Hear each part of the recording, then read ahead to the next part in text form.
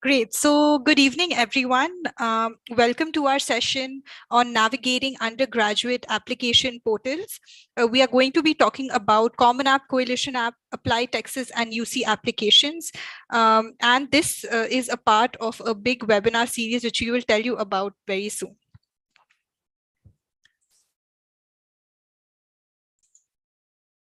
So before we begin, just a few housekeeping rules. We will begin shortly. Please introduce yourself by typing in your name and telling us who you are, if you're a student, parent, or school counselor. Use headphones for enhanced audio quality. Please mute your microphones so that everyone and the panelists are, audible. You can type in your questions either on the chat box or you can type it into the comment section in the YouTube channel. We are live streaming on our channel Education USA India on YouTube. Please go and like it and share it with your friends. We do reserve the right to dismiss participants for inappropriate behavior. So please do not post your questions more than once and try to refrain from any inappropriate behavior. Also, we will be posting resources on the chat box throughout the session. So please keep an eye out over there and download these resources for later use. So this is a very exciting series and many of you have been with us through this series. It's called Education USA Application Camp and we are doing this every week. We have already completed 2 sessions on Admit Predictor and Dollars and Cents, talking about how you can research your opportunity as well as finance your studies. And today we are going to service particularly the undergraduate applicants, so all of you high school students, high school counselors, as well as parents, and talk about application portals. The next session will be on the 24th of August on writing your undergrad college essay. So this is also a very interesting session, and do sign up and follow us through this series up until October 6th. Before we begin, I want to give you a little bit of brief about Education USA. We are a US State Department funded, which is in the US government advising center, and our mandate is to provide you with comprehensive, current, and accurate information on higher studies in the US.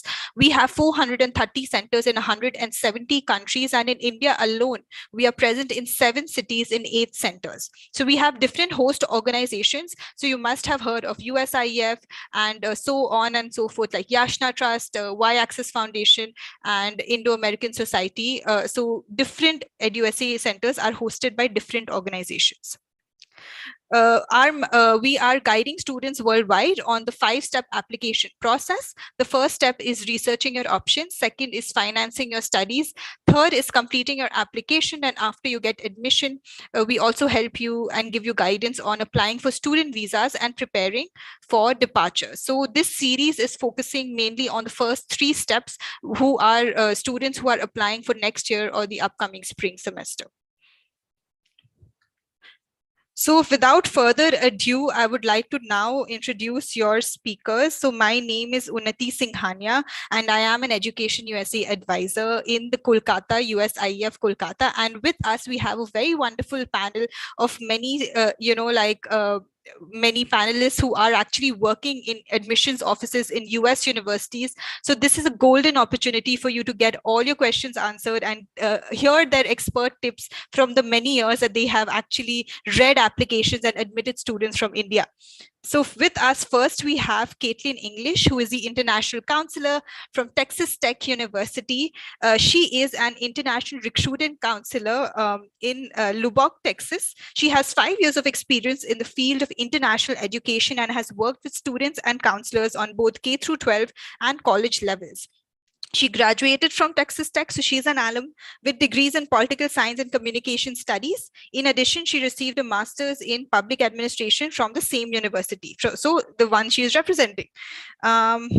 Sorry, my screen went blank. She enjoys working with students and sharing her international experience with future students. In her spare time, she likes to attend TTU, athletic events, concerts, and local farmers markets and events. Caitlin is excited to work with students and families from across India and Canada and continue to assist students in reaching their academic and career goals. So welcome, Caitlin, and thank you for participating in our panel. Next, we have with us Beatrice. She is Beatrice Atkin. Atkinson Myers. She is the Associate Director of Admissions from UC Santa Cruz and is a graduate of the same university, University of California, Santa Cruz. So today we have a panel of all alums of the universities they are representing, basically. She has worked in undergraduate admissions for over 20 years, is a champion of international students from around the world, and focuses on ensuring students that they have a successful transition into the university environment. So that's such important work that you are doing, Beatrice. And as an ex-international student, I do understand how important your presence is in that office.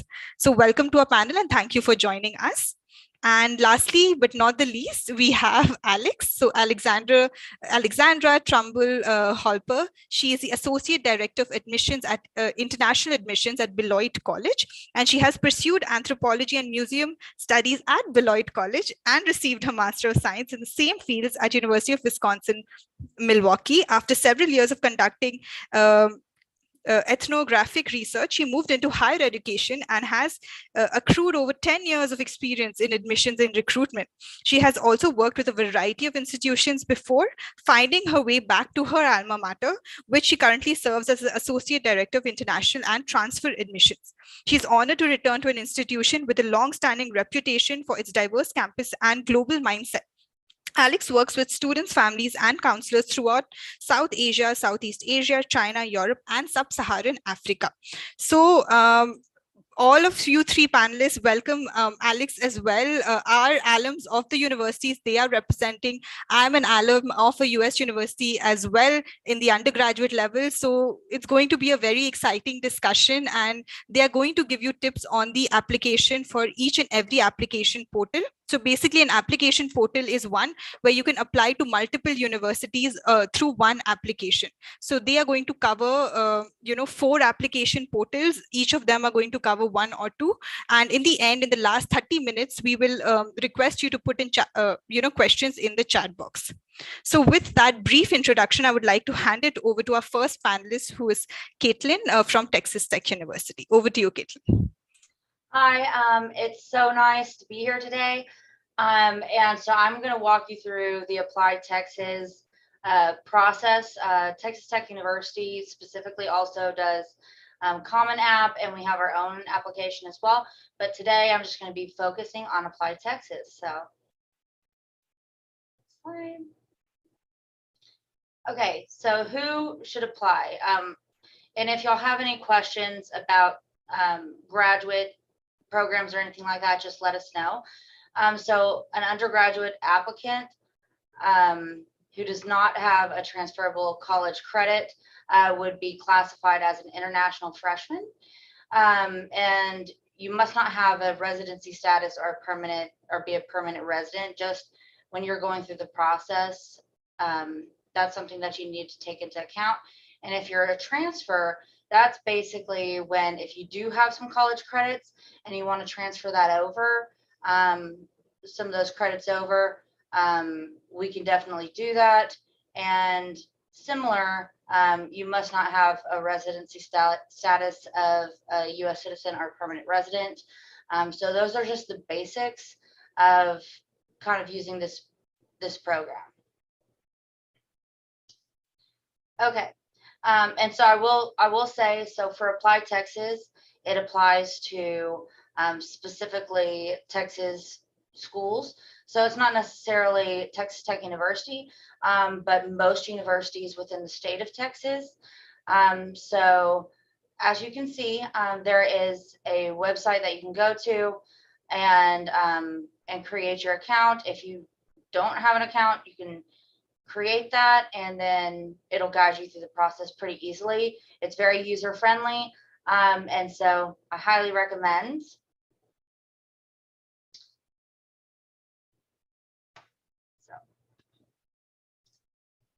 Okay, so there's a couple steps. I'm going to stay pretty general, and at the end, if you do have any questions, just let us know or let me know, and I'm more than happy to answer any questions.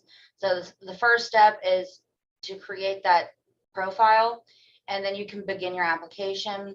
You're going to need to be able to provide personal and educational information. In addition, step 4 ACT or SAT scores, we personally are test optional. And so what that means is until 2025, if a student decides, or if you decide not to report those scores or want to use those scores in your admissions process, that is okay. So that's completely up to the student on that part. And then step 5, extracurricular and employment information. And then step 6 would be supplementary requirements for the institution. So based on whatever Texas institution that you may be interested in, there are different requirements and usually different specific portals specific to the institution where you can upload your official transcripts and additional documentation.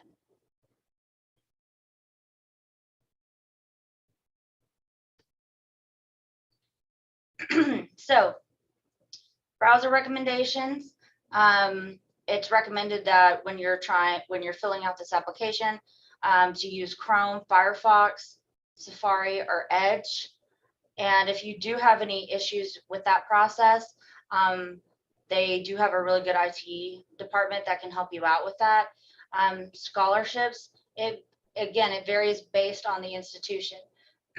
So when you're applying, there's a scholarship portion, and you have the ability to select the institution, and you have to do it individually, and that's how you can tell exactly what you would be eligible for. So if you have any so in regards to profile issues, so a big question that we get is about social security numbers. It's not required. And so that's not anything that you really need to worry about at this point. And then when you are applying as well, you're also going to need to provide your high school or secondary school. So wherever you attended high school, or if you did do some secondary coursework and you don't see your school listed when you're trying to apply, you can list as school not found, and then it'll work through that process and we'll still receive it. And then so supplemental documents. This is probably one of the most important things in this platform, I would say. So here you can provide resumes or recommendation letters. This is where you put your high school and secondary school transcripts. It is also required. You're able to upload these, but your counselors at your specific institution will need to provide official documents directly to Texas Tech University here. But with a lot of schools as well, official documents would also need to be provided. English proficiency. We do have my university has a specific list of schools that are exempt from English proficiency, but those ACT and SAT scores that I mentioned, if a student does score well, they're able to use that also to verify their English proficiency. Our main tests that students that we see usually take are the TOEFL, the IELTS, or Duolingo. And with Duolingo, we see a lot of students use that because it's an online option, and it reports it directly to our university and to a lot of universities within the state of Texas. And so that's kind of what we're seeing now. And again, test scores, ACT, SAT, it's optional, but it is good to take into account if you look up our specific scores from the different universities within Texas, and for scholarship possibilities and opportunities. It is good to review, but if you don't have it right now, then that is okay. Okay.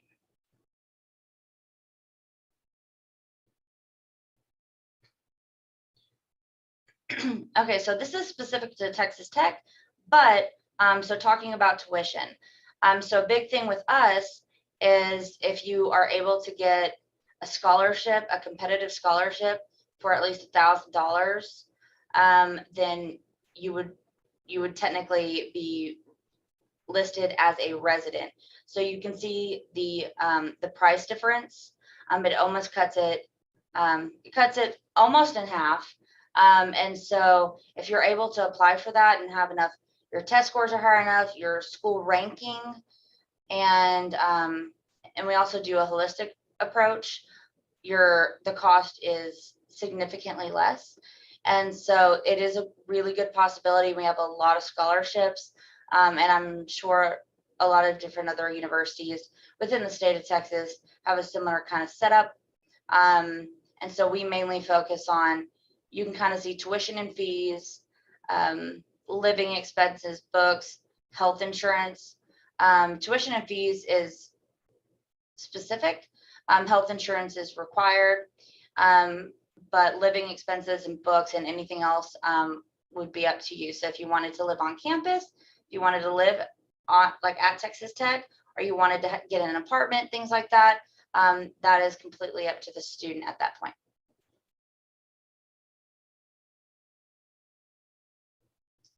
Okay, and I did just want to touch, I know it's quick, I did just want to touch also, within the state of Texas, we're very serious in regards to safety for our students and transportation. And we have a great Office of International Affairs that provides services to students when they arrive here and throughout the process while they're here. So transportation, we have, and a lot of universities as well within the state of Texas have this. We have campus and city bus routes. So being a student, you are able to not only just travel around the Texas Tech campus, but with your ID, you're able to travel around the city of Lubbock. And then we also have taxi services. So Uber, Lyft, Lime, and we also have scooters. So I'm sure a lot of people have that now. It's very popular. And then so for safety though, we have 24/7 police protection.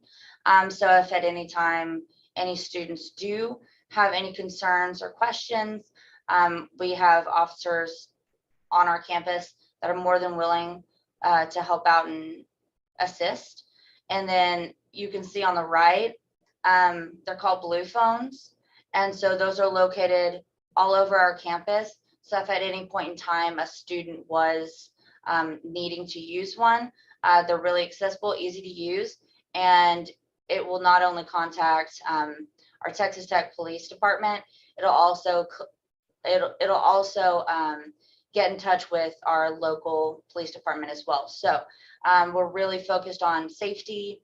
And another thing I would say would also be, and like I said, a lot of different universities also use this. It's if something was to happen at any point, we have an alert system, and so you can be contacted, and you can also set it up where if you want your parent to have more information or get contacted about anything that might be going on, you can make sure that they're included, and they are also able to respond and ask any questions that they might have.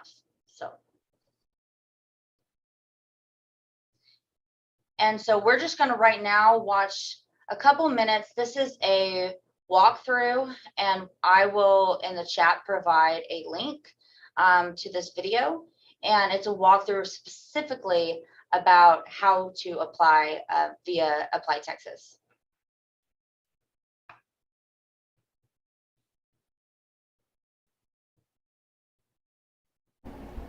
This is the home screen for ApplyTexas.org.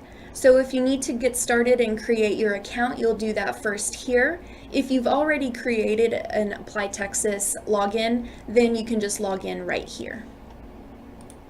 Once you've logged in, you'll see your dashboard, and that is where you'll see your list of applications if you have submitted any of those, and also any of them that you have started. And so for this purpose, we're going to go ahead and start a blank new application for Utpb. So we are a 4-year university, so you would select this option. And then we are going to be listed down at the bottom along with the other UT schools. And then depending on your status, you'll just want to make sure that you're filling out the right application. So for this one, it would be Freshman US. Your semester of entry. So for this purpose, we'll just do spring 2022. If you're coming for fall or summer, those are options as well, and those applications we are currently still accepting. Now the school that it's referring to is the college and the major area that you are wanting to do your degree in. And if you're not too sure which ones are listed, you can select one, view the list of majors that it has. If you don't see yours there, you can click back and choose a different one. So for this one, we'll just go ahead and do the College of Business. And for the major, you'll want to see which ones are listed here, so we'll select management for this application. Then it's just going to let you know what is to be expected to fill out as you're completing this application, along with the deadline. So the first page is the biographical information, which you mostly filled out already on the first page when you created your profile. So a lot of that information is already rolled over. All you have to do is just fill out additional fields to continue to the next page. On the second page, it'll ask a few more information, and so just make sure you fill out this as well. On page 3, it'll begin your educational background. So that is inputting your high school information, any dual credit information, and things like that. So in order to find your high school, you can just use the Find Your High School function, type in your school name, and then press Submit, and it should locate your school. So for this purpose, let's say that we're looking for Odessa High School. We can just type in Odessa and then see the first ones that pop up. So Odessa High School is listed as Odessa Senior High School in ApplyTexas.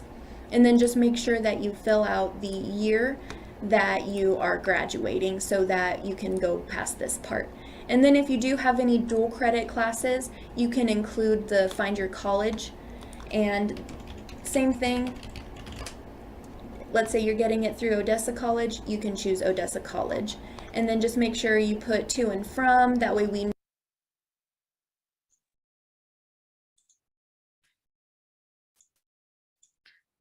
So Caitlin has put this information on the chat box, so you can access it in the future. And this is just an overview, a nice overview of the ApplyTexas application.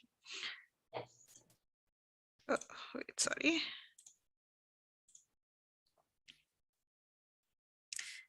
So yeah, thank you, Caitlin, for the wonderful information in a very pithy and impactful manner, and also for highlighting why students choose the state of Texas, about how well-rounded you are on safety concerns, and also about the low tuition and fee that may not be found in other parts of the US. So that's one of the reasons students do apply to multiple colleges in Texas. So with that information in mind, let's now explore the University of California system. And I would like to invite Beatrice on screen to talk about the University of California. And again, EducationUSA encourages all undergrad students to apply to 8 to 12 universities in total, and not just 1 or 2. So you should be looking at application portals as an easy way to apply to many universities together. So over to you, Beatrice. All right, thank you so much. Well, I'm so excited today to be introducing you to the entire University of California as a system. Again, quickly introducing myself, Beatrice Atkinson-Myers, Associate Director here at UC Santa Cruz. I'm going to cover broadly the application, navigating the application, a couple of tips and reminders, and then some information about our personal insight questions as well. Next slide, please. So the University of California is a wonderful system. It is the premier research institution system in the world. We are so fortunate that we have 9 undergraduate campuses located throughout the state of California. So you can see here on this map, we have campuses as far north as UC Davis around our state capital of Sacramento, and as far south as UC San Diego, which is near the Mexican border. So the wonderful thing, though, about the application itself is it's one application for all 9 undergraduate campuses. Now, each campus is unique and different in its own way. We have different locations. We have different faculty who are researching different areas in a particular focus. And of course, we have different students. So I really want to encourage everybody here, apply broadly. This is going to be critical for your success in the University of California, and to make sure that you're researching each of these different campuses. Next slide, please. Okay, so as I just said, one application, all 9 undergraduate campuses. So with that application, you can apply to multiple different majors at each of the different campuses. You apply now for fall of 2023. So it's basically a year in advance. So while you're filling out the application now, it's available now. As you can see, it was available starting August 1st. You're not actually going to hit submit on the application until beginning on October 1st. And then you have from October 1st through November 30th to submit the application. Now it's November 30th at midnight Pacific Standard Time. I just want to highlight that we are in California. We use our time zone when we think about deadlines. So make sure that you're applying early and filling out that application.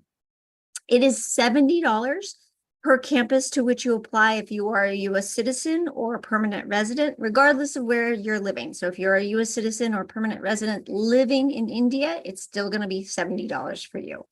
If you are an international student, then it will be $80 per campus to which you apply.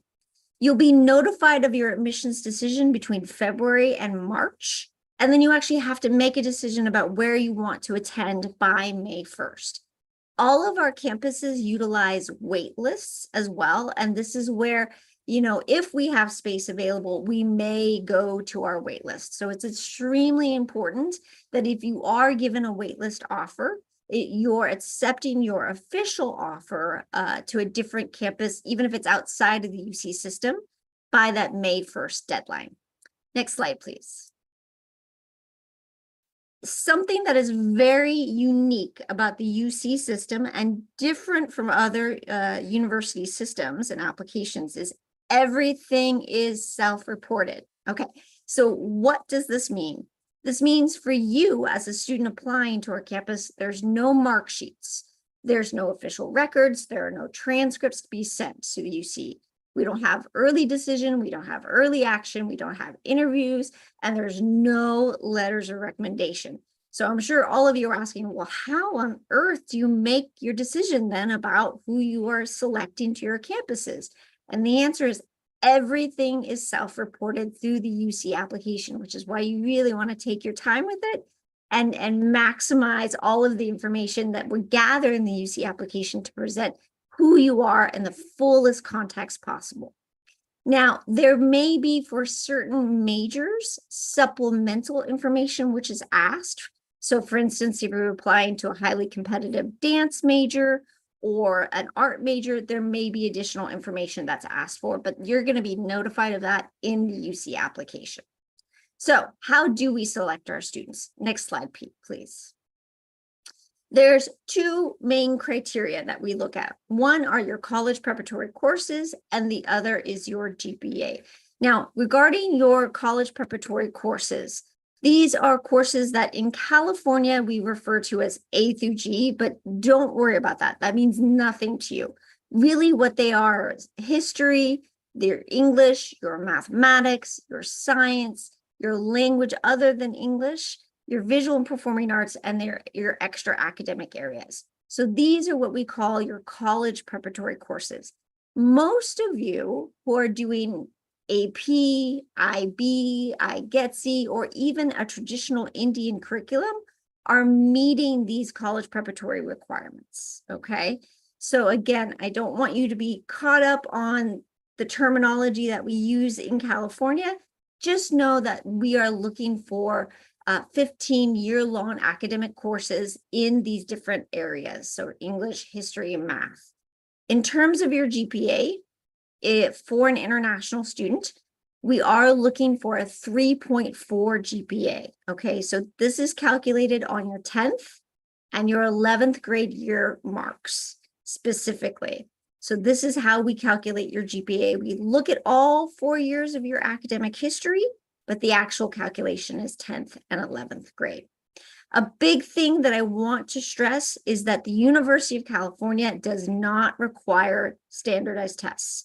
We are not looking at the SAT or the ACT at all. If for some reason you're going to submit the ACT or SAT English language portion because you need to demonstrate English proficiency, there's a section in the application where you can fill in just your English language scores. Otherwise, we do not require, and we are not considering the SATs or the ACTs. Next slide, please. So how are we selecting our students? We have these academic criteria, as I outlined, your college preparatory courses, we have your GPA, but our faculty are truly who are deciding who are going to be in their classrooms, in their laboratories. And they are looking for well-rounded critical thinkers. So how do we get to that class of well-rounded critical thinkers? Where all of our campuses use a comprehensive review process. So this is where we're taking into account multiple factors, both academic and non-academic factors to consider your application. So what are non-academic factors? These are things like your clubs, your jobs, your babysitting, your internships. For UC, context is key. So remember that little rhyme. For UC, context is key. And the UC application is designed entirely to gather that context from you. So this is where you're going to give us that information in the application through your activities and awards and through your personal insight questions to tell us more about who you are in a well-rounded way. Next slide, please. One thing I just want to highlight that's new in the UC application is where we've placed the statement of legal residency. Previously, this statement of legal residency was at the end of the application. It has been moved up. So now that it's in the About You tab. The advantage to you in terms of filling out this slightly more longer survey about the statement of legal residency is you're going to be notified earlier in the admissions process if you qualify for tuition as a resident of California, or if you're going to be expected to pay the additional non-resident supplemental fee. So again, this is an advantage to you to gather more information on the front end so we can better advise you and you can have more information before you have to make a decision about where you want to attend. Next slide, please.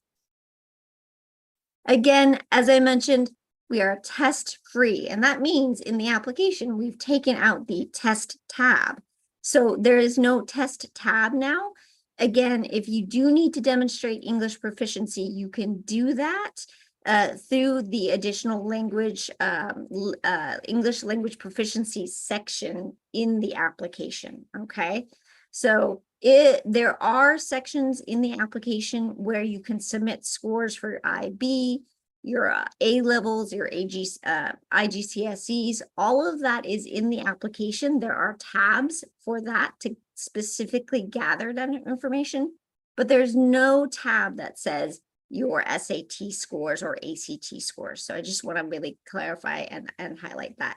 One other thing is you do not have to demonstrate English proficiency if your primary language of instruction has been English for 3 or more years. So for most of our students who are coming from India, where your primary language of instruction has been English, you do not have to demonstrate English proficiency. Next slide, please. So as I said, everything is self-reported. So that means you're actually entering into the UC application your academic history and your courses and marks. So this is just a screenshot to show you what that looks like specifically. You're entering your dates of attendance. You're indicating if it's a specialized curriculum. So you can see if it's International Baccalaureate, you can tell us that. You can also tell us your grading system and how many final marks you receive per year, because this is all key information, because how you fill in your marks and courses is based on what you share with us in this particular section about your high school, okay?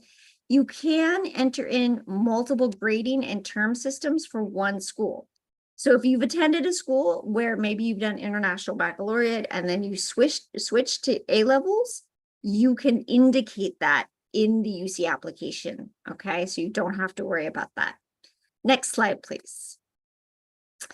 Okay, so as an international student, you are going to be manually entering your courses. You'll be entering the course titles, the honors type, and we want you to enter your courses exactly as it appears on your official transcripts or your academic records. This includes honors. So if you have been taking AP or IB or honors courses, you would want to indicate that when you manually enter your courses. And again, that is so critical for us because that gives us context about the rigor of your academic program.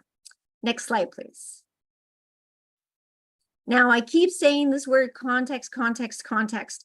And this is because so much of what we learn about you beyond what you've done in the classroom, beyond your self-reported academic record, comes from your personal insight questions. There are 4 questions that you need to answer. No one question is more important or more valuable than another. You have 8 that you can choose for those 4 from. So there's 4 that you have to answer, but there's 8 options. So you pick 4 out of that those 8. It's 350 words maximum. And really, the thing that we want to understand about you is who you are, what motivates you, what challenges you, what challenges have you possibly overcome, how did you accomplish your particular goals. So it's not just about stating that you won an award, it's about telling us how you got there, what you had to do to achieve that award. How significant is it? Was it a state level? Is it a national level? It is a regional level award. Give us all of that context to help us understand who you are and what you've accomplished. Now, with that, next slide, please. I want to just highlight a couple of things that we see students do that are really common mistakes or in the personal insight questions. So, as I said, it's 350 words. You don't have a lot of time and space. You need to get to the point. So this isn't the time for quotations. This isn't the time to be philosophical. This is not a creative writing application. So I saw a question that got asked that, can I use my same application for the Texas, ApplyTexas, or the CommonApp? And I would say, don't do that. I would really encourage students, look at our personal insight questions and answer those questions directly, because what we're looking for in the UC system is really concrete and really specific. It's not a longer form narrative. So you don't want to use flowery language. You want to keep it professional. You're not doing storytelling here. You don't have time.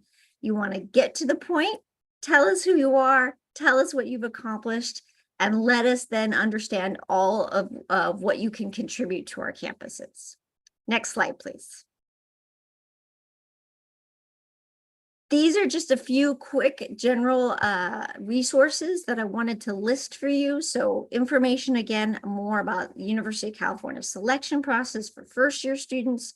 If you're considering being a transfer student, this is a wonderful option, including for our international students, and our application process. Next slide, please. Now, I mentioned already the importance of considering and researching each campus you want to apply to. Well, here you go. Take a picture. These are the websites and phone numbers for all 9 undergraduate campuses and how you can get in touch with us to learn more about our campuses and ask specific questions about any particular major you might be interested in. And because I love the University of California, but I got to tell you, I'm a banana slug through and through. I know about UC Santa Cruz. So if you have a question about UC Berkeley or UCLA, I'm going to go send you to my friends over there so you can get your question answered with the best information possible. Next slide, please. Now, speaking of UC Santa Cruz, I just real quickly here want to give you a quick highlight of who we are. UCSC is a beautiful campus. We're located an hour and a half away from San Francisco, about 6 hours away from LA. We have 300 days of sunshine. It is very sunny and beautiful pretty much all the time. And we have 2,000 acres of redwood forest land. It is one of the most spectacular, beautiful locations you can ever imagine. But it's not just a pretty place. We are also about 30 minutes from Silicon Valley. So if you want to be in a beautiful location right next to the heart of technology, the heart of innovation, come to UC Santa Cruz. All students, whether you're interested in computer science, computer engineering, computer science game design, or any other field, will be able to take advantage of our amazing location. We have over 70 different programs of study. I mentioned that computer science, one of the reasons why is it is our one selective major. So if you want to be admitted to computer science as a first-year student at UCSC, you've got to put it down on your application. It is a direct admit major. You will not get into that major as a first-year student if you do not list it on your UC application for UC Santa Cruz. So I just really want to put that out there. But we have amazing majors, so please consider all of our different majors. Do your research. And the last thing, I know I'm out of time, but I just want to say one really important thing, and that is we have an amazing Undergraduate Dean's Award, which is a scholarship specifically for international students, which is worth up to $40,000 over 4 years. So go Slugs, go UC, and I'd love to answer your questions later. Thank you so much, Beatrice, for that wonderful overview. I don't know why I was also taking pictures of the slides you said take pictures of. I have access to this presentation. Slugs, for everyone who does not know, is the mascot of UC Santa Cruz. So with that, I would like to now hand it over to Alex for taking us through the Common Application and the Coalition applications. Over to you. Wonderful. Thank you so much. And to my colleagues at the other universities for these wonderful presentations. So I'm going to round out our session today by discussing two of the most common and most recognizable application platforms used by US universities. And I saw in the comments, some of my peers were saying that their universities in Texas and California might accept some of these as well. So, it's a really great starting point to go with CommonApp or the Coalition app. And so there are a lot of similarities between these application platforms and what you saw through University of California and University of Texas in terms of how you navigate through the portals, what type of information is asked, even I think what some of those pages look like. So once you filled out one or two of these, you're going to become a pro of what to expect and how to move through those portals. But just some very, very general information about both of these and some kind of reasons why universities are happy to accept them, reasons why you should consider applying with these. CommonApp, for example, is accepted by 900 colleges and universities in the US. So chances are, if you log into CommonApp, the schools that you're hoping to attend will likely be on this list. And if they're not, then that would mean that you would have to then complete a separate application to those schools. But CommonApp, it's wonderful because a lot of the application portions you fill out once and they go to all of the schools. So then you'll just have some portions that are specific to each college or university, but you don't have to do the whole thing over and over and over again. It's a wonderful thing that was not around when I was applying to colleges, and I would have loved it. So I'm happy for all of you. And yeah, so it's very easy to apply to multiple schools with a single application.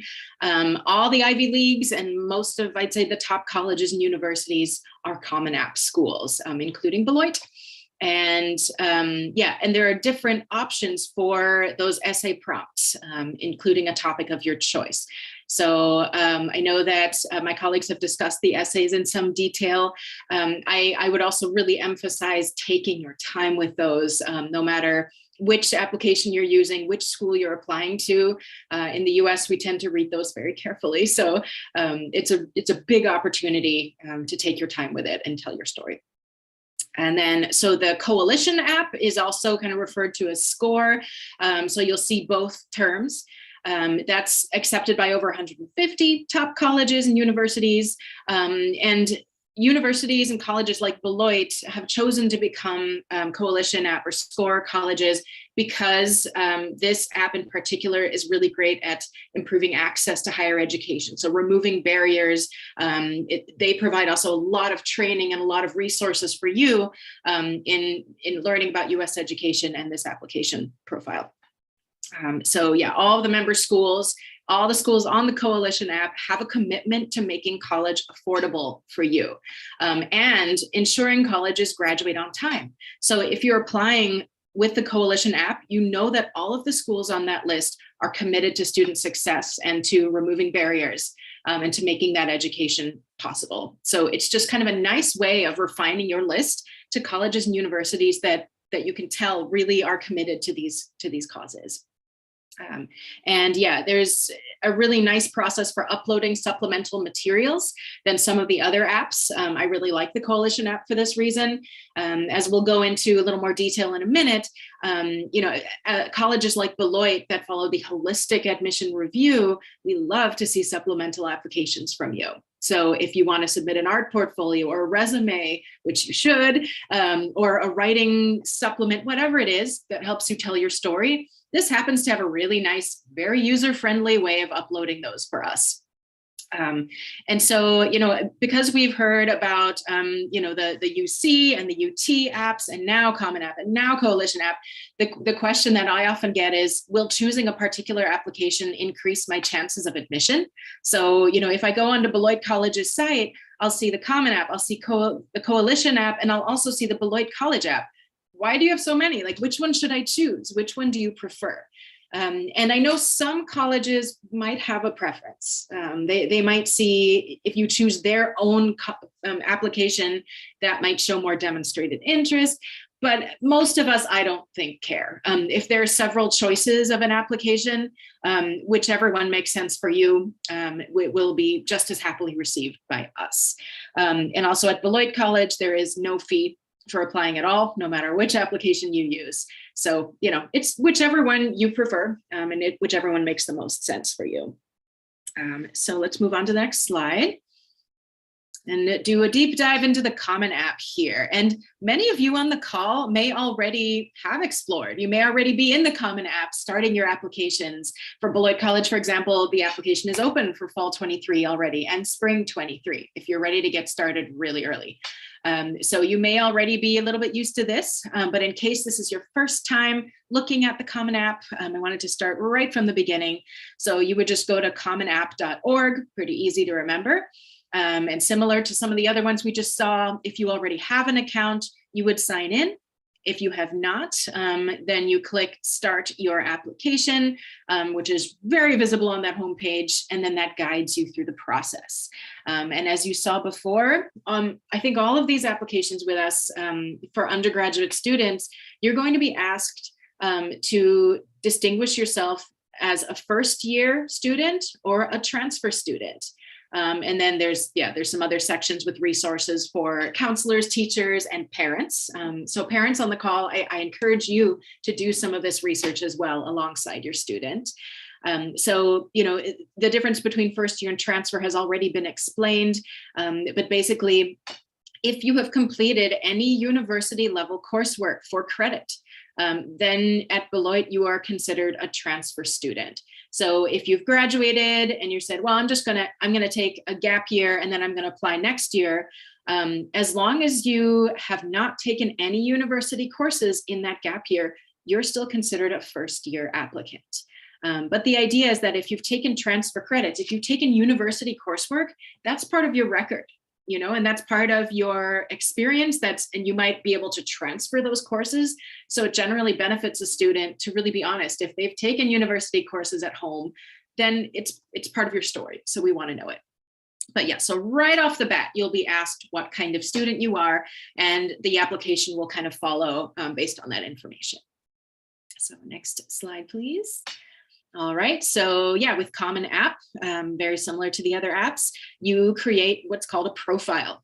This is where we're gathering all sorts of information about your education experience, your demographics, contact info about your family, where you went to school, your activities, all of the things that make you who you are. We want to know it. So you create this profile. And then you would start adding colleges to your list. And it's a really user-friendly way of searching. So, you know, in the little picture here, I just started typing in Beloit and it popped up right away. So if you're looking to apply to, you know, one of the like University of Wisconsin, University of California, University of Texas, some of those public systems that have multiple institutions within them, then you'll have to look a little more carefully to make sure that you're selecting the right campus. And because there might be 13, there might be 20. So just make sure that you're choosing the right one, because as you've seen, every single campus or institution might have some different requirements, depending on what you want to study. So once you've selected your school, then you'd start gathering your requirements. And so those requirements differ based on the college, but once you've selected the school you're interested in, CommonApp will guide you through what that college requires. But, you know, I still recommend for the schools that you're applying to, that you're on that website as well, that you're kind of following through what's listed on the website, what's required from that school, because that's going to be the most up-to-date information as well. And if there are any discrepancies between how something is listed in CommonApp and how it's listed on the website, that's what we're here for. So you can say, what do you mean by academic record? What mark sheet is that count? Like, is that what you need? We're here to answer those kind of questions. So yeah, so once you've pulled up, once you see Beloit College there, you'll pull up our little mini profile and then you just click add to my colleges. And then it plops in right there. As soon as you found the college you're interested in and you see the profile of that school, then you'll see all the pertinent information about rounds, when to apply, when you'd find out what the deadline is there an application fee, which is no for Beloit, just and a wonderful overview of the type of information that college will need. So the CommonApp is a really nice one-stop shop, we like to say. It houses so much information that you need all in one place. So we can move on here. All righty. So then once you're moving through CommonApp, then you'll start seeing the profile in this format. So along the left side of the screen, you'll see all the different tabs or sections that the application is asking.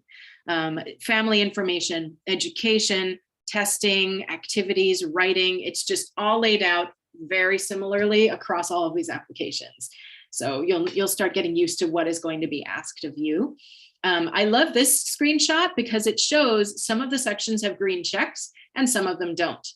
You won't be able to submit the CommonApp until there are green checks in every section.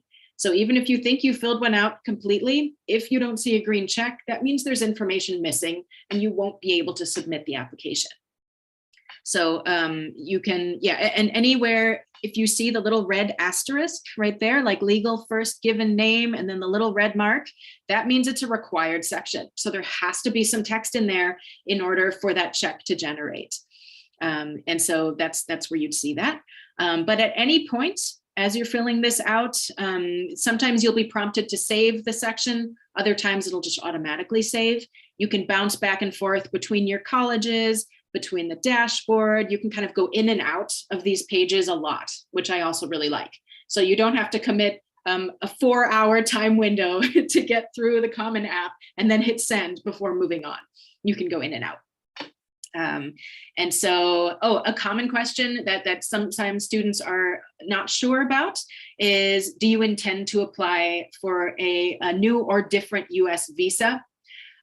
So, you know, most students, if you are not a US citizen, dual citizen, or permanent resident, then you would be applying as an F1 student, most likely in the US, unless you are married to someone who's already studying here. There's some couple other cases, but for the most part, you would probably be applying as an F1 student. So that's a safe one to put down there. If it turns out you are having a different visa status, that's fine. We will fix that as needed later down the line. But we'll have students sometimes putting in, undocumented or refugee or some other random statuses, and that'll kind of move you to a different review queue. So as a more traditional international applicant, just put F1 so that we can kind of review you in the right order and you won't kind of get lost. And so with the test results here, this is what it looks like in CommonApp to self-report your scores. Like you've heard so far, there are differences from, in universities and colleges in the US as to who requires SAT and ACT, who is optional, and who's not going to look at it at all. This has also changed a lot in the last 5 or so years, definitely during the pandemic. We're kind of shifting at the university and college level how we're evaluating whether a student can be successful at our schools. For some schools, it's really important to consider SAT and ACT, due in large part to the massive volume of applications they receive. So it's a great way for the college to understand you in a very quick way. Some schools are choosing to be test optional, like Beloit. So if you're going to sit for SAT and ACT anyway, if you feel you've achieved a great score that really shows what you're capable of, then definitely send it. If you would like your score to be considered, you have to officially send it though. You can't self-report a score and then just sort of have it, yeah, I got a 1600. We're gonna have to see that score report if you want it to be considered. And an official score report submission is required then in that case. At Beloit, that means it has to come through the testing center directly, which you can very easily order through that page, or you can have your counselor or teacher or principal send it, but you cannot send the score report yourself if you want us to consider it. But yeah, so as a test optional school, we will still review your application with as much attention and as much intention as we would a student who does not submit. So whether you submit or not, you're not going to be in a higher bracket or anything like that. So it's just up to you and how you want to share your story. So, all right, so then the high school lookup is very similar to what you've seen before. You just start typing in the name of your high school and it'll come up, as well as anything that sounds kind of like it. If your school is not on the list, which is pretty common, CommonApp is getting better and better at always adding schools, but then you just select, I don't see my high school on this list. That's totally fine. We will learn soon what your high school is, and you'll be considered just as strongly, even if your school doesn't show up on some list. So there we go. We've started filling out our education section. You filled out whether you attended a college or university. You've started entering in some of your grades. You see those green check marks all the way down the way, and then you'll know when you're ready to submit that app. So I wanted to do some screenshots of what these sections actually look like, so that you know what you're seeing. All right, we'll move on here. Okay, yeah, so that was it for the CommonApp. So any just final things about that? Yeah, there's no fee for CommonApp at Beloit. Social security number is also not required anywhere there. So okay, that's good for that one. So now let's move on to the Coalition app, also known as the SCORE app. You'll see it both ways. SCORE, that logo is usually the one that you'll see to know that you're on the right application. Very, very similar. You just go straight to the website, which I've put in right there. And then if you have an account, you log in. And if you don't, you click Get Started. And then that is what takes you into that application portal. So very similar to CommonApp, where most of the sections are going to look very familiar to you by now, and are going to ask you the same types of information. And so students sign up will say, well, it'll start asking what high school did you attend, and it kind of takes you in that way. So Beloit also is a coalition school, and there's no fee for applying through the coalition either. All right, let's move on here. Okay, so very similarly, select your colleges. You can do so with the Coalition app either before or after filling out the common portions of the app, which I discovered when I went through as a test record, and I started filling out the whole application and then started adding my schools. And then there were a bunch of other sections opened up. So if you're kind of like me and you sort of go through the back door, you're just fine. There's not one way to fill this thing out. And like the CommonApp, Coalition app also allows you to save and to log back in later and finish it. So don't feel committed to having to do this all at once and have all your papers ready, to report. So, and you can select multiple colleges. And it's nice with both of these, because I think you can select, oh boy, I should have looked this up, maybe 10 or 20 even. I mean, you can really add a massive number of colleges to your list. I'm not sure if I recommend that because it's actually a lot of work, even with CommonApp or Coalition App. There's still going to be supplemental sections. Each college still has its own requirements, its own deadlines, its own process. So the more colleges you add, the more you're stretching yourself out. So I really encourage you to work with your parents and work with your counselors to refine your list. I mean, if you have even like 5 to 10, I think that's kind of like the perfect amount of schools, so that you can really devote yourself to understanding these institutions that you're researching. So there you go. So I've found Beloit College on the list there, and I've added it. All of a sudden you see the application deadline based on the round. And so you can also discover other participating colleges. It makes it really easy for you to find the schools that are participants here. And then you see the overview there with that kind of long green bar. You'll see how many sections you've done completely and what's still needed. So these apps are becoming better and better at showing you when it's not done yet. So there should be no question as to whether it's been officially submitted or not. And I should say, and maybe my colleagues can write in the chat as well, at Beloit, once you've submitted CommonApp or Coalition App or the Beloit app, you'll get an email from us or from CommonApp or Coalition saying, congratulations, it's been submitted, we've received it, yes, confirming we have it. So you should get some acknowledgement in email that you have officially submitted your app. And if you haven't gotten anything like that, chances are it hasn't been officially submitted. Okay, let's move on here. All right, so there's that overview again. You can see how far we are, how much of my Beloit College app I filled out. There's a very similar profile view where on the left side, you see all the different tabs, just like in CommonApp. And for English proficiency, I highlighted that section there. There's a little circle. I know it might be a little hard to see. So if you start filling out the application before you've selected a college, like I did, then you might see some sections here in the app that say, oh, this is not required by your college. That might not be true. So, English proficiency is of course required by Beloit College. So you would need to, like, if you haven't selected Beloit yet, once you select it, then it'll start feeding in as a required section. So don't breeze through and assume that none of these are required necessarily, because chances are they are. And I added this section here, the personal information. Do you intend to apply for financial aid? Because some students say, okay, if I tell them I need to apply for financial aid, I'm less likely to be considered. Or they'll say, I feel like I do need to say that I need to be considered for financial aid. So students will sometimes freak out about this question and say, what's the university going to think depending on my answer? My suggestion is, if your family is going to be interested in loans or grants or any kind of need-based financial aid, tell us by saying, yes, I'd like to be considered for need-based aid. And for Beloit, at least, if you say yes, then it prompts a specific form that we would need from you. So just be transparent, be honest up front.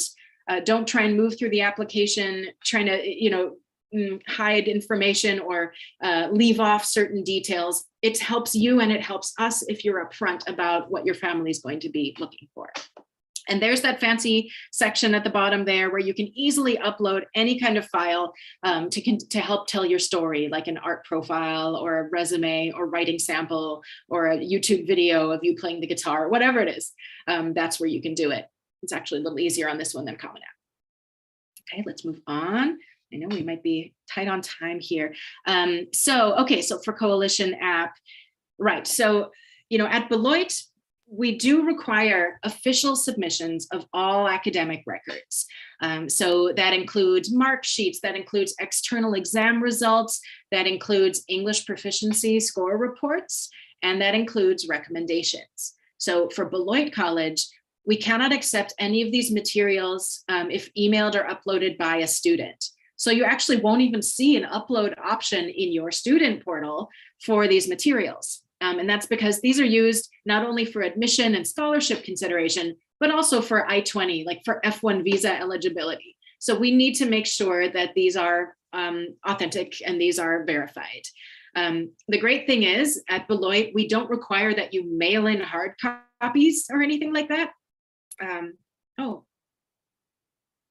I'm not sure if everything went away. I don't know if everyone can see me, but all of a sudden the screen is not sharing anymore. So I'll continue to chat a little bit, but I'm hoping that Unnati can reshare this. Otherwise, maybe I can share. Okay, here we go. See if that's possible. Alrighty, and then I'm going to present. Sorry about that. Please. I don't know if you'd still like me to share. I can. All right, slideshow. Let me see if I can present. And bear with me. I'm going to get through to the right page here. Can everyone see this? Okay, hopefully you can. It looks to me like you can. So I'm going to continue chatting here. Unnati's frozen at the moment. But yes, so at Beloit, it's really important that a school official be the one to submit the records for you. So they can be emailed directly to us by your teacher, by your counselor, by a principal. Anyone who's officially affiliated with your school counts as an official submitter. So yeah, so for Beloit, we really do need these to be official submissions in order to review. So if you email me all of your transcripts yourself and you're a student, I'm going to get back to you to say, hey, please have your counselor upload them or email them to us. CommonApp and Coalition App have a really great way. Once you've identified who your counselor or teacher is, they'll get an email from CommonApp or Coalition App, and they'll have their own login. So your teacher or counselor or principal or whoever it is can upload directly into the portal for you, or they can just email it to us, either way. But that's important to know because each institution is going to have their own rules about what they consider an official submission. So don't be surprised if there are differences. But because we require those official sheets from a counselor or whoever, that means you don't have to enter all of it into the application yourself. So it'll save you a little bit of time, but please know that that is going to be important. And one thing I really love to stress at the onset, at the beginning of the application process, is please to have someone separate writing a teacher recommendation rather than the person who's uploading your transcripts. This is because the person who's uploading your transcripts is already going to be asked to write a little recommendation for you by the application. So there's already a section where they're evaluating you from a counselor or a school administrator standpoint. The teacher recommendation is a separate recommendation, so we don't want the same one twice. So the teacher rec, it's got to be someone who has evaluated you in an academic context. So it can't be a coach, it can't be an employer, it's got to be someone who has evaluated you as a student, because you're applying to be a student with us. So we need to hear from someone like that. So that's one of the tricky things. I encourage you to just reach out to me or Beatrice or Caitlin or whoever is the admission counselor where you're applying, and just say, I just want to make sure I have this right. How should I be submitting my transcripts and my recommendation? We are happy to explain it and to walk you through. Alrighty, so I'm going to move through these a little bit quickly here. So yeah, any activities you'd like to report? So at Beloit, we follow a holistic admissions review policy, which means we care very much about what you do outside the classroom, because that helps make you who you are. And it shows us how you manage your time. It shows us these leadership qualities, how well you work with other people, what you're passionate about, and how you pursue the things that you like. I want to see all of that. So whether you only had time to babysit your little sister and work in your family's bakery, and it was your job to take the trash out every day, and that's all you did, then I want to hear about that too. It doesn't have to be a formal, polished, impressive club. You don't have to have done a TED talk to be interesting to Beloit. It's whatever it is, however you were able to do what it is that makes you who you are. That's where you put it down for us and you describe it. So there's just an example of what it looks like when you're adding an activity in the Coalition app and what types of information is there. I really encourage you when in the little free text section there, when you describe what it is, again, check your grammar. This isn't you texting your friend. This is you writing to an admissions officer about why an experience is valuable to you. So please double check, because it's very often we've found a lot of typos and just really short and choppy descriptions. That's a missed opportunity for us. When you sorry, I was off, my internet went off in the office, but thank you, Alex, for that presentation. We do have limited time for question and answers, so I think let's directly jump into that. I will request Megha, if possible, to share her screen, because I think we're seeing a white screen right now in the background. I don't know if the screen sharing was done successfully. Unnati, can you make me the host, please? Because I'm not being able to share my screen. So you are co-host, Megha? But I can't share the screen from here. Okay. Oh, that's unfortunate. So the screen hasn't been showing to anyone? So for some time it did, but I think it stopped. Let me just go. Let me just see if I can share mine. Okay, so till I was presenting, it was showing, and then I think it went white or something. But I'm sure they still valued your voice over Alex of everything. It was very explanatory, and thank you so much. Just give me a few seconds. And for everyone, we do have limited time, but we, if possible, would request you all to stay back for another 5 to 7 minutes so that we can take as many questions as possible. So I'll just start reading out one question that's come up. So one of the students wanted to know about the fee waiver at the CommonApp. Right. So Alex, you can maybe take that question.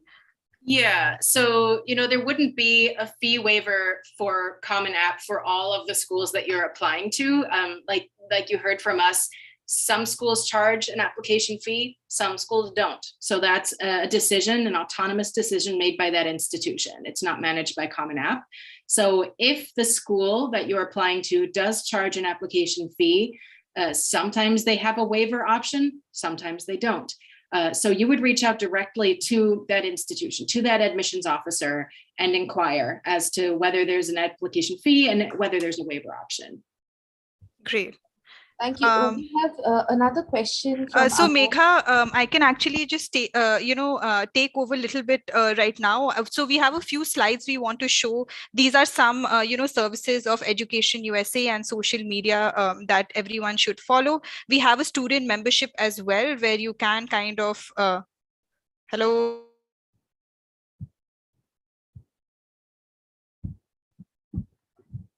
I think the internet is really choppy in the office with Unnati. So we'll just get back to the Q&A session. A student wants to know whether can we post same essay on CommonApp, ApplyTexas, and University of California? I'm happy to jump in. As I was saying in my presentation, because for the University of California system, we have the personal insight questions, which are not essays. They're short answer questions. There's 4 that you need to answer, 8 options. You pick 4 out of the 8. It's really not recommended that the student is using the same exact essay across Coalition and ApplyTexas and California. You may take elements and adjust it so that it fits each of our different applications and what we're looking for. But you shouldn't be using the same exact one because we have slightly different things that we're looking for. Thank you so much, Beatrice, for that. So I'll just Okay, so a student wants to know what would be the cost to submit applications for multiple colleges through CommonApp?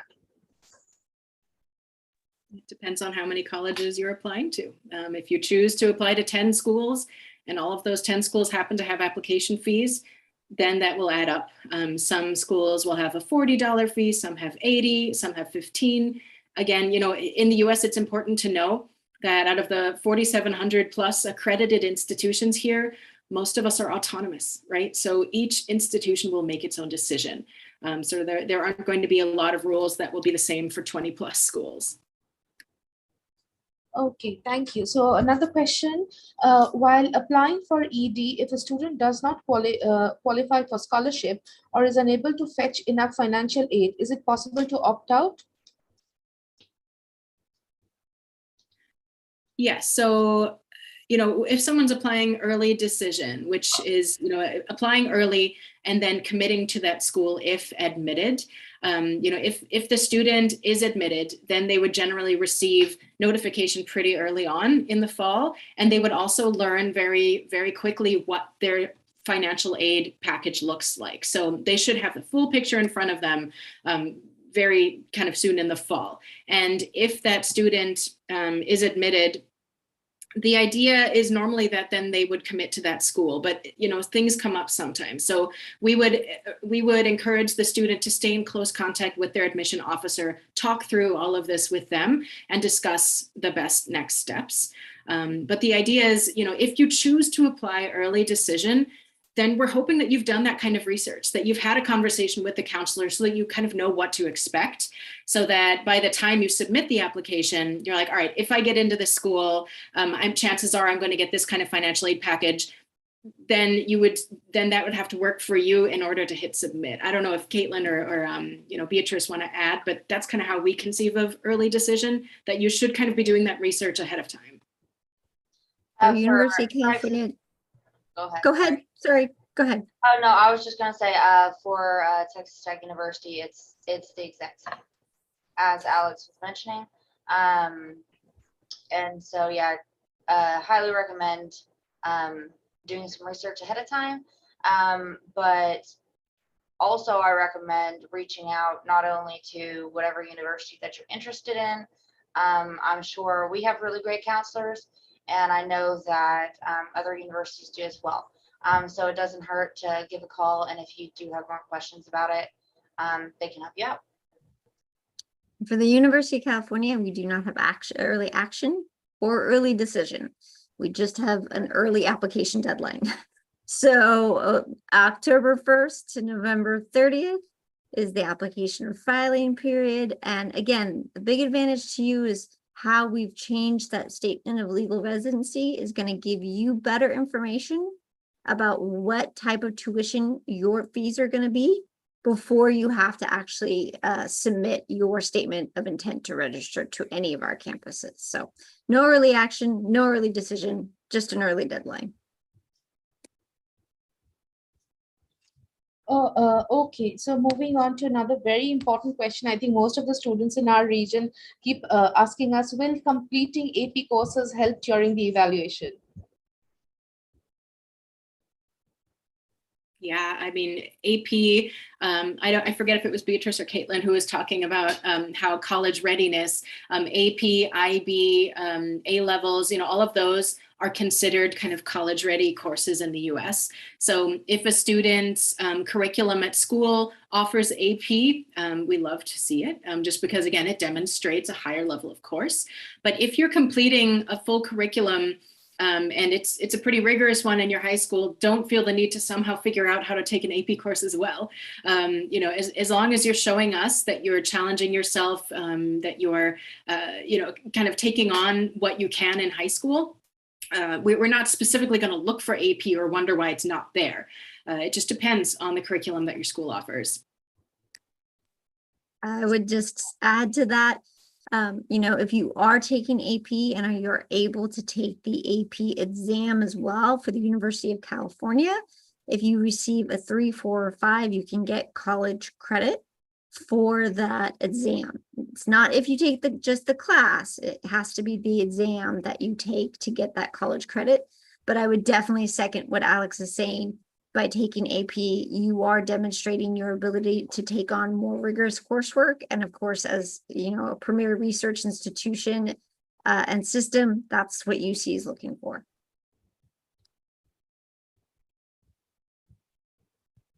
I would just say the same for Texas Tech. Mimics exactly what they were saying. It is, I would say, to keep it in mind. So for particular areas of study, engineering, are and other STEM, a lot of times what we see is it's taken into consideration for acceptance into those specific colleges, not necessarily Texas Tech University, but like within Texas Tech University, if that makes sense. But yeah, it's one of those things that we don't necessarily require, but it is taken into consideration. So. Okay, thank you so much for all those answers for the queries that the students have raised. I just want to bring back everyone's attention to the fact that we are here at the American Center here in Kolkata. And if you have any further queries about studying in the US, of course, we are connected to the representatives here and we can always try and help you. So please do connect with us, and there are the contact details over here. You can sign up for the Education USA updates over here, and also check the calendar of events available here. We have the Ask an Advisor sessions where the students can join and the advisors will take you through the application process. So here is the details about the student membership that we have. And we also have the Education USA app for the students who are interested to stay connected, may download the app, and that would be helpful for them during their application process. So we also have our videos available on the Education USA YouTube channel. So we'd request all the students and the applicants to just go and have a look. The videos there would be helpful for you. So this is the list of the future programs scheduled during this application camp 2022. So the next one scheduled is on the 24th of August. So you can again register. And here are our contact details for all the centers across India. You may contact the nearest center for any updates and any help regarding your higher studies application. So thank you so much once again, everyone, to be a part of this session. Thank you, everybody, the university representatives to be with us. Unnati had to leave office, so I just took it over from her. So thanking you once again from Education USA India. Thank you. Thank you for having us. Have a wonderful day. Nice to talk to y'all. Bye. Bye. Bye.